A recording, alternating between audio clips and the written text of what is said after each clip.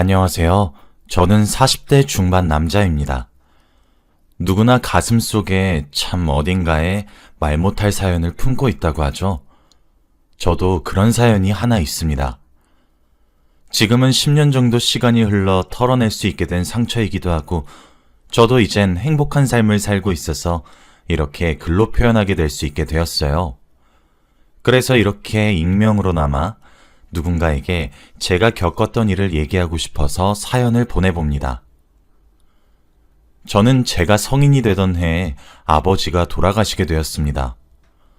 어머니는 그렇게 저를 홀로 10년을 키워오셨고, 저는 30이 되던 해에 한 여자를 만나 결혼을 하게 되었습니다. 지금은 이혼소송을 통해 갈라섰기 때문에 전 아내로 호칭하겠습니다. 전 아내는 저보다 2살 어렸습니다. 전 아내가 24이었고 제가 26이었을 때 지인의 소개팅을 통해서 연인 관계로 발전할 수 있게 되었고, 그 이후 4년간의 연애 기간을 가지고 전 아내가 26이 되고 제가 30이 되던 해에 백년가약을 맺었습니다. 아무래도 처가댁 어른들께서는 어머님도 아버님도 건강하시고 함께 사셨는데, 저희 어머니는 아버지를 먼저 보내시고 나이를 드신 이후에도 제 대학 등록금이며 생활비며 버셔야 해서 너무 고생을 하셨고, 제가 결혼을 하게 되면서 집을 나가게 되면 어머니가 혼자 계셔야 했습니다. 저는 그 점을 결혼을 할 때 참 마음에 걸려 했습니다. 어머니는 제게는 괜찮다고, 이제 가정을 꾸렸으면 본인보다 와이프를 더 우선시해야 하는 것이 올바른 가장의 행동이라며 제게 안심하라는 말만 해주셨어요. 그랬는데 전 아내는 이런 제 속마음을 대체 어떻게 알아챈 것인지 제게 어머니를 모시면서 사는 것이 어떻냐고 제안을 해주더라고요. 시어머니와 자신과 저까지 이렇게 세 식구 오순도순 살자고 하면서요. 처가댁에서 별로 탐탁치 않아 하셨지만 그래도 본인들 딸이 직접 모시겠다고 나서니 별말 못 하셨어요. 저는 그런 전 아내의 언행에 정말 커다란 감동을 받게 되었습니다. 내가 전생에 무슨 큰일을 해서 이런 여자를 만나게 되었던 것인지 하면서 정말 눈물이 나더라고요. 그때 전 아내가 그러더라고요. 내가 당신을 몇 년이나 지켜봤는데 자기 마음 하나 모르겠어. 나 착하지? 당신은 정말 최고의 여자야. 나 정말 당신이랑 장모님 그리고 장인어른께 정말 잘할게. 정말 고마워. 처음에 저희 어머니는 그런 제안이 부담스럽다고 수차례 거절하셨고, 자신이 신혼을 방해하는 것 같아 죄스럽다고 완강히 거부하셨지만, 아들인 제가 우는 소리를 내고 며느리였던 전 아내가 매달리니 끝내 알겠다고 하셨어요. 그렇게 셋이서 오순도순 살게 되었습니다. 저희는 아이를 좀 늦게 가지고 싶어 했어요. 슬슬 아이를 가질까 하던 시점이 되었죠. 그때가 아마 결혼한 지 2년 차 정도가 되었던 것 같네요.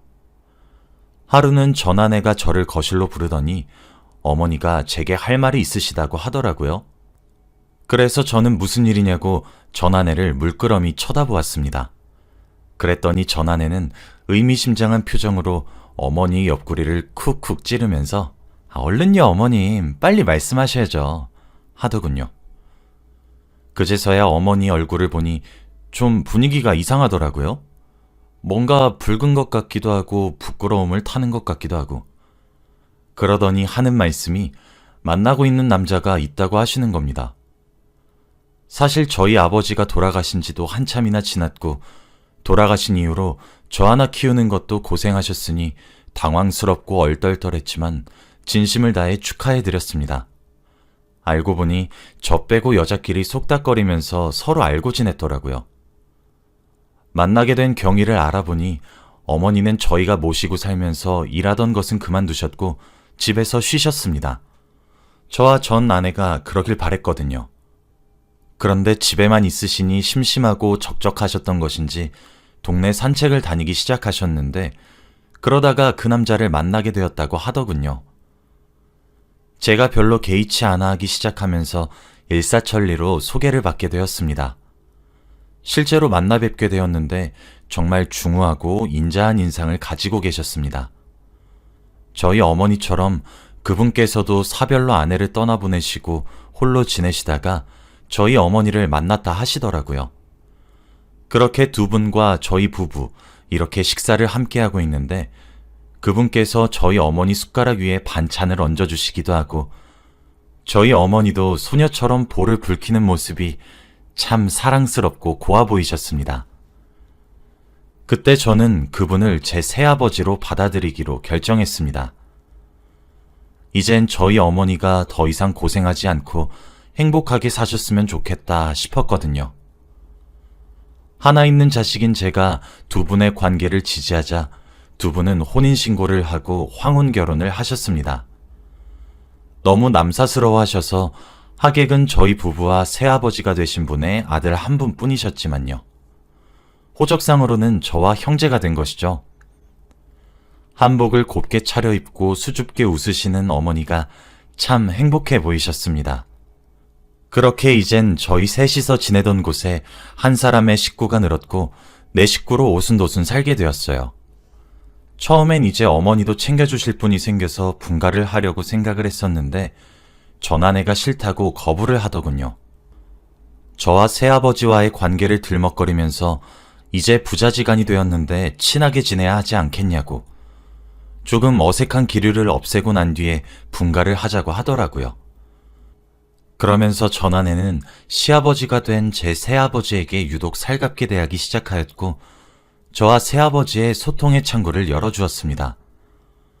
그런 전아내의 모습이 얼마나 기특하게 여겨졌는지 모릅니다.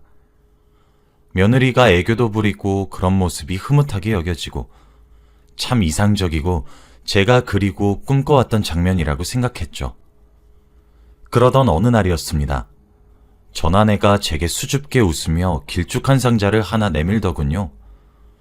영문도 모른 채로 상자를 열었더니 안에는 임신 테스트기가 있었고 선명한 두 줄이 나타나 있더군요. 저는 얼떨떨했습니다. 제가 아이의 아빠가 되었던 사실에 말입니다. 당연히 처가댁이고 저희 집이고 경사가 일어났다고 하시면서 정말 많은 축하를 받았습니다. 제게 새아버지가 생기고 난 뒤에 왜 이렇게 좋은 일들만 일어나는 것인지 이 행복이 깨질까 두려울 정도로 너무 행복에 겨웠습니다. 아내가 아이를 품은 10달 동안 저 정말 해달라고 하는 것들 다 해주고 먹고 싶은 것들도 새벽이든 밤이든 지방이든 가리지 않고 데리고 다녔고 데리고 가지 못하면 저라도 가서 사왔습니다. 그렇게 제 아이가 태어났습니다. 그런데 아이의 혈액형이 AB형이더군요. 저는 O형입니다. 돌아가신 아버지도 저희 어머니도 모두 O형인 O형 가족입니다. 전아내는 A형인 장인어른과 O형인 장모님 사이에서 태어난 사람입니다. 인터넷에 아무리 검색을 해도 O형인 저와 A형인 전 아내의 자식은 O형이 아니면 A형만 나올 수 있다는데 왜 아이가 AB형인지 당최 모르겠더군요. 처음엔 병원에서 아이가 바뀌었을 것이라고 믿어 의심치 않았습니다. 하지만 병원에선 펄쩍 뛰면서 아이가 왜 바뀌냐고 아니라고 딱 잘라서 부정하더군요. 아내에게 무릎을 꿇고 빌었습니다. 유전자 검사 한 번만 해보자고요. 장인어른께 뺨도 맞았습니다. 장모님도 제게 소리치셨어요. 자네가 어떻게 이럴 수 있느냐고 하면서 말이에요. 아마 처가댁에서도 딸인 전 아내를 믿었던 것이겠죠. 하지만 일주일 가까이 묵묵히 때리면 때리는 대로 맞는 저를 보며 제가 그냥 넘기지 못할 것이란 걸 아셨는지 해보라고 하셨습니다. 대신 아니면 이혼이라고 각오하라고 으름장을 놓으셨죠. 그렇게 저와 전 아내가 갓 태어난 아이의 침과 머리카락 등으로 유전자 검사를 의뢰했고 바로 다음날 전화로 결과를 통보받았습니다. 아내와 친자일 확률이 99%로 일치하였고 저와는 친자 관계가 불일치한다고 하더군요. 그때 그 심정을 아무도 이해하지 못할 것입니다.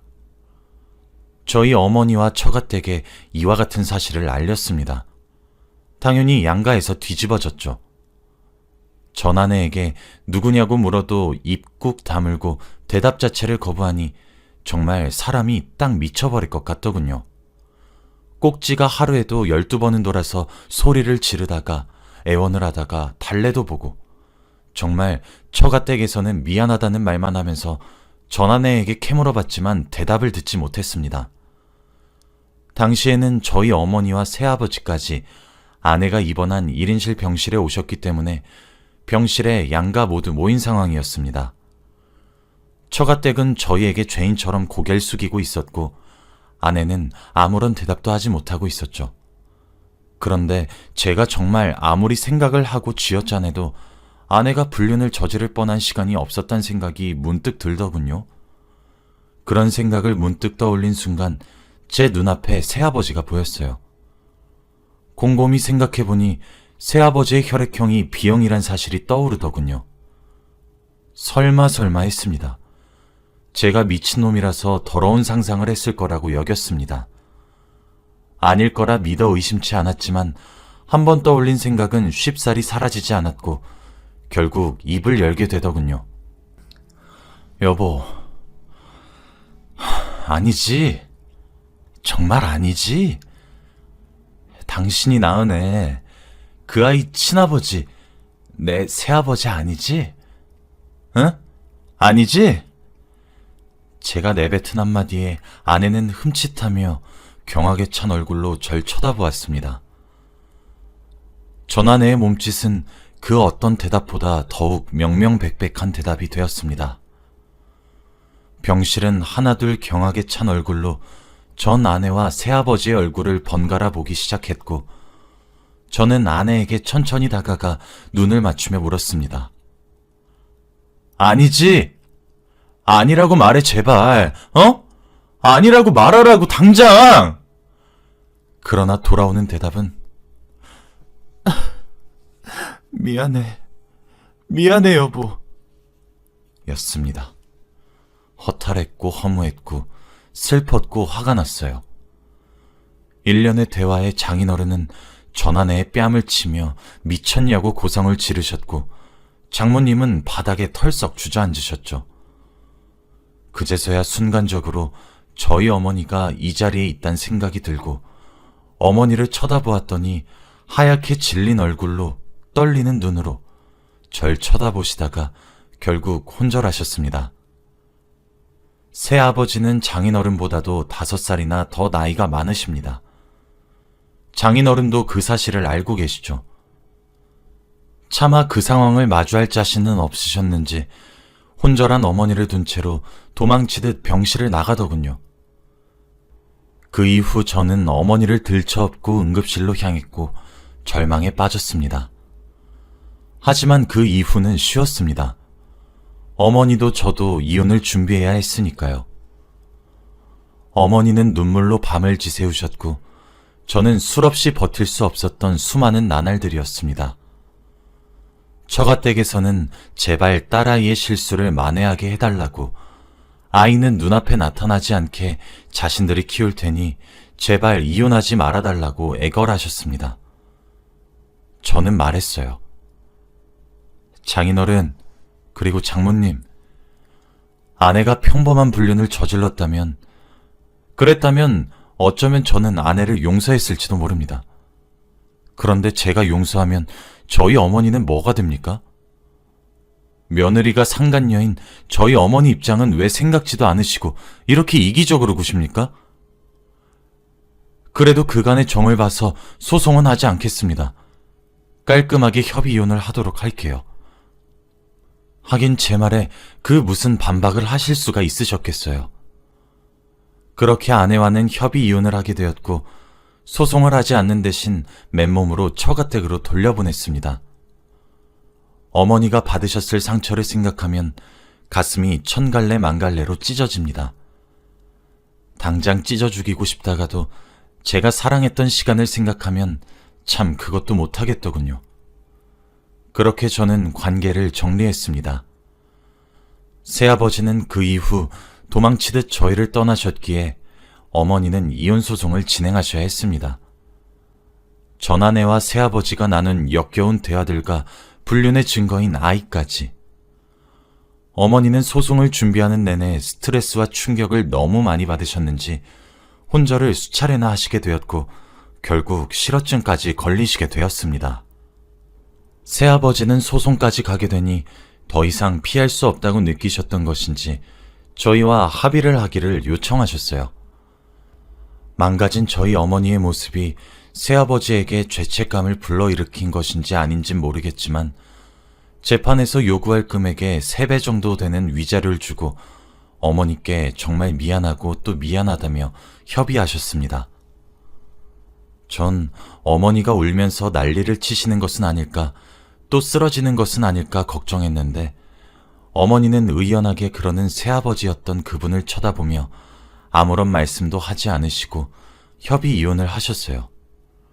그렇게 저와 어머니는 씻을 수 없는 상처를 가지게 되었습니다. 전 그 이후 여자는 만나지 못할 것이라고, 믿지 못할 것이라고 믿어 의심치 않았습니다. 정말 제 가족을 사랑해주고 잘해주는 사람이라서 이 여자만큼은 내가 끝까지 사랑할 수 있겠다고 믿어 의심치 않았었는데 결국 제게 이런 커다란 배신감만 남긴 채로 떠나니 전 이제 어떻게 해야 하는 건지 갈피를 잡을 수가 없었어요. 저도 매일 술로 슬픔을 달래고 담배로 마음을 달래고 지냈습니다. 사실 얼마나 무너지고 싶었는지 모르실 거예요. 그런데 충격과 시리에 빠져 말을 잃으신 어머니를 두고 저마저 그렇게 지낼 수는 없는 노릇이니 이를 꽉 물고 정말 악으로 깡으로 버티고 또 버티는 나날들의 시작이었죠. 그러다 지금의 아내를 만나게 되었습니다. 지금의 아내는 원래 저와 알고 지내던 동네 동생이었어요. 저희 어머니도 동생의 얼굴을 알고 지냈었죠. 저도 사실 무너져도 이상하지 않을 만한 일을 겪었는데 어머니를 지켜야 한다는 마음으로 근근히 겨우겨우 버티고만 있었잖아요. 그러다 보니 저도 누군가에게 의지할 만한 사람이 필요했었습니다. 지금의 아내는 동네에서 작은 술집을 하고 있었어요. 일본식으로 된 술집을 말이에요. 저도 일을 마치고 그렇게 한 번, 두 번 들려서 술을 마시기 시작했죠. 그러다 보니 지금의 아내의 가게에 자연스럽게 단골 손님으로 눌러앉을 수 있게 되었고 지금의 아내가 제 이야기에 귀를 기울여주고 위로해주고 다독여주고 그렇게 많은 감정들이 오고 갔습니다. 하루는 아내가 제게 자신과 만나지 않겠냐고 물어보더군요. 저는 단칼에 거절했습니다. 사실 아내를 그 당시에는 여자로 생각하지도 않았어요. 매력이 없었다는 말이 아니라 하루하루 그저 살아가는 것도 너무 벅차서 감히 여자를 만날 생각도 못했거든요. 게다가 저는 이혼을 한 경력도 있고 아내는 저보다 어리고 초혼이니까요. 아내는 씁쓸하게 웃으며 제 의견을 받아들여 주었고 이번 일로 어색해지지 말고 여전히 오빠 동생 하자고 하더라고요. 저는 아내의 배려가 그저 고맙게 느껴졌고 절 이해해 주어서 너무 감사했습니다. 그런데 그 이후부터는 제가 문제였어요. 아내의 고백 이후로 점점 아내가 신경 쓰이기 시작하더라고요. 고백하기 전에는 제 얼굴에 뭐가 묻어 있으면 직접 떼내어 줬는데 닦으라고 휴지를 건네준다던가 옷에 뭐가 튀었으면 직접 물수건으로 지워줬는데 화장실 가서 비벼보라고 하던가 등등 저를 살뜰히 챙겼던 행동만 하다가 하지 않으니까 정말 너무너무 서운하고 섭섭하더라고요. 그래서 전 그때 비로소 느꼈습니다. 전 아내와의 상처를 이 여자를 통해 치유받았고 그 과정에서 제가 이 여자를 사랑하게 되었다는 사실을요. 저는 이 마음을 아내가 일주일에 가게를 딱 한 번 쉬었는데 바로 그날에 맞춰서 장미꽃 한 다발과 함께 고백했습니다. 사실 지금의 아내에게 전 아내의 이야기를 너무 많이 한 것은 아닌가 마음에 걸리기도 했었는데 아내는 저의 모든 것을 이해해 주었죠. 그렇게 저희는 짧지 않은 기간 동안 뜨거운 연애를 하게 되었고 혼전 임신으로 결혼을 하게 되었습니다. 처음엔 아내의 처가댁에서도 저를 탐탁치 않아 하셨는데 저희 집안의 기구한 사정을 듣고 이혼의 틈이 제 탓이 아니란 사실을 인정해 주셔서 결혼을 할 수 있었어요. 임신과 동시에 결혼을 했는데도 여전히 말을 제대로 하지 못하는 어머니가 걱정이 된다며 아내는 어머니를 모시고 살길 원했고 저와 어머니는 반대를 했었죠. 그래도 임신한 며느리를 이길 순 없으셨는지 어머니도 알겠다고 허락을 했고 당사자들이 괜찮다고 하니 제가 무슨 할 말이 있나요? 그렇게 셋이서 살게 되었죠. 제 아내는 참 좋은 사람입니다. 아이를 임신해서 출산해준 것도 너무 고맙고 천성이 착하고 순해서 그런지 어머니도 잘 챙깁니다. 제가 늘 아내에게 고맙다고 말을 하면 아내는 되려 제가 자신의 처갓댁에 워낙 잘해주니 자신이 더 고맙다고 저를 추켜 세워줍니다. 저희 어머니도 이제 실어증이 많이 나아졌습니다. 아직 말을 많이 더듬으시지만 며느리랑 손도 잡고 시장에 가기도 하고 저와 아내 사이에서 태어난 손주의 재롱을 보기도 하며 웃음도 많아지셨어요. 지금의 아내를 만나기 위해 이제껏 실연의 과정을 겪었던 것은 아닐지 생각이 듭니다. 사실 제가 이렇게 전 아내의 이야기가 생각나게 된 이유가 있어요. 며칠 전에 아는 지인으로부터 듣게 된 이야기입니다만 전 아내는 그 아이를 결국 자신이 키운다고 하더군요. 그리고 얼마 전에 제 새아버지였던 분이 돌아가시게 되면서 유산을 본인 친자식에게 전부 물려주셨는데 전 아내가 그걸 듣고 이 아이의 친부도 그 사람이라며 아이 몫을 떼달라고 소송을 걸었고 지금 한창 소송 중이라고 하더라고요. 참 사람은 변하지 않는다고 여전히 그렇게 사네요. 여러분들도 저처럼 그런 나쁜 사람을 만나지 마시고 사람 보는 눈을 키워 제대로 된 상대방과 예쁘게 연애하고 알콩달콩 사셨으면 좋겠습니다. 여기까지가 제 이야기이고요. 들어주셔서 감사합니다.